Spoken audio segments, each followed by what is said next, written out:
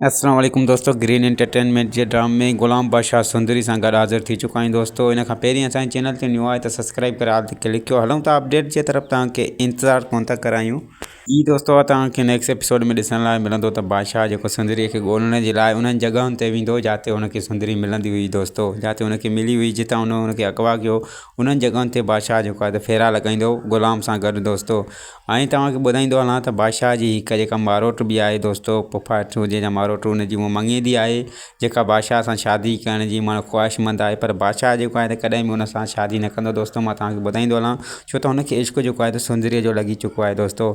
ऐं मां तव्हांखे इहो बि ॿुधाईंदो हलां त नेक्स्ट एपिसोड में तव्हांखे इहो बि ॾिसण लाइ मिलंदो, गुलाम जी जेका उमिरि आहे त उहा बि जेका आहे त बादशाह जी उमिरि ऐं गुलाम जी उमिरि जेका आहे त उहो गॾु रही रहियूं आहिनि। पर बादशाह जी उमिरि जेका आहे त गुलाम जी उमिरि खे जेको आहे त बर्दाश्त कोन थी करे। इस एपिसोड में तव्हांखे ॾिसण लाइ मिलंदो त गुलाम जेको आहे बादशाह जो सचो दोस्त आहे ऐं बादशाह बि हुनखे भाए थो दोस्तों। पर हुनजी उमिरि जेका आहे बादशाह जी, त हुनखे बर्दाश्त कोन थी रही आहे ऐं चई रही आहे त गुलाम जेसि ताईं मुंहिंजे पुटु बादशाह सां गॾु आहे त हू मुंहिंजो पुटु बादशाह जेको आहे त सदमनि सूरनि में ऐं हेॾे लहनि चढ़नि में अची वियो आहे। पर बादशाह जेको आहे त गुलाम खे सचो दोस्त सम्झे थो दोस्तों। ऐं जॾहिं गुलाम खे इहो ॿुधाई त मुंहिंजे पीउ ते केरु क़ातिलानो हमलो करणु चाहे थो, त गुलाम जेको आहे त बादशाह सां गॾिजी करे उन्हनि सभिनि जी हस्ती मिटाए आहे दोस्तों। ऐं गुलाम खे जेको आहे त उहो पावर आहे।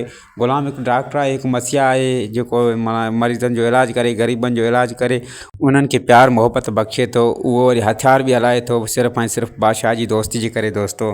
ऐं मां तव्हांखे ॿुधाईंदो हलां दोस्तों त सुंदरी पंहिंजे पीउ खे ॿुधाए छॾियो आहे त जेका पाज़ेब मुंहिंजी उमिरि जी यानी तुंहिंजी घरवारी जी हुई, उहा मां उन जी बादशाह जी गाॾीअ में ई जेको आहे त राह आई आहियां, उते मूंखां विसरी वई आहे। ऐं बादशाह दोस्तों त हुनखे सांडे रखंदो पंहिंजी दिलो जान सां। सुंदरी जो इहो ख़्यालु हूंदो त हुन पाज़ेब खणी जेको आहे त उछलाए छॾी हूंदी, पर उछलाईंदो कोन दोस्तों। हुन सां पाज़ेब सां बि प्यारु कंदो, छो त जॾहिं सुंदरी सां प्यारु करे थो त पाज़ेब सां बि कंदो दोस्तों। उमेदु आहे त हीअ वीडियो तव्हांखे पसंदि आई हूंदी। वीडियो पसंदि अचे त लाइक सब्सक्राइब शेयर ज़रूरु कंदा। वरी मिलंदासीं न्यू वीडियो सां गॾु। ख़ुदा हाफ़िज़ दोस्तों।